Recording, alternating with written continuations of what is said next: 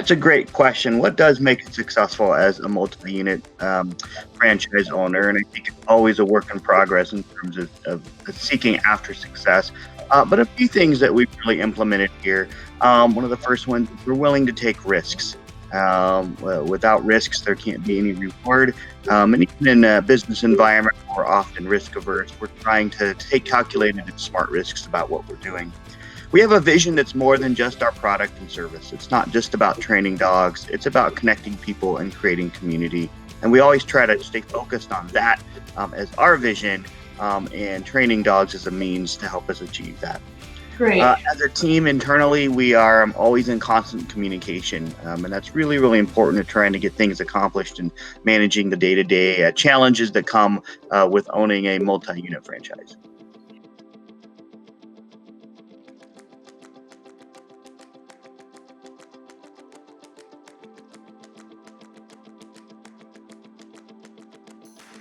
What advice do I have for franchisees wanting to grow their portfolio?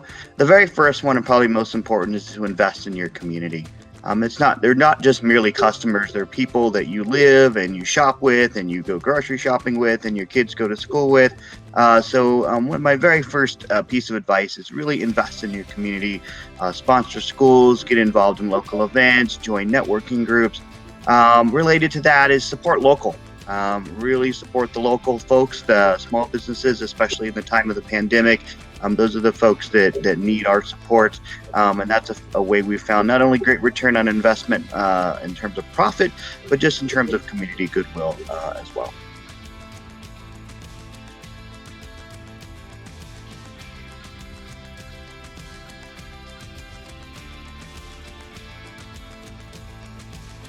How did we do our due diligence before buying the brand?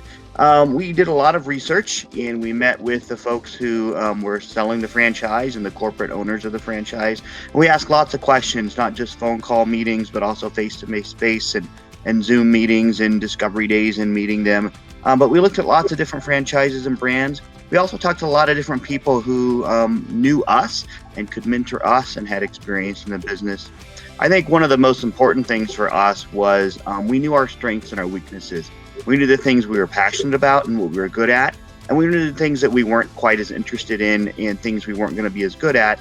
And so we didn't go to those other opportunities that weren't things that we were drawn to. And so that's the way we really worked a lot on our own due diligence.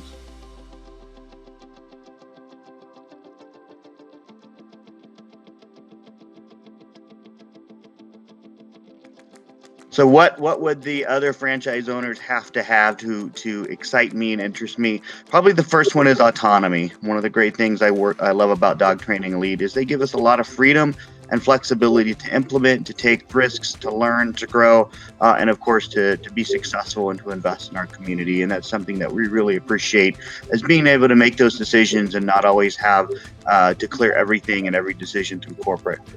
Beyond that, it's people first. It's being accessible. It's being able to text or call whenever we need support from the corporate office.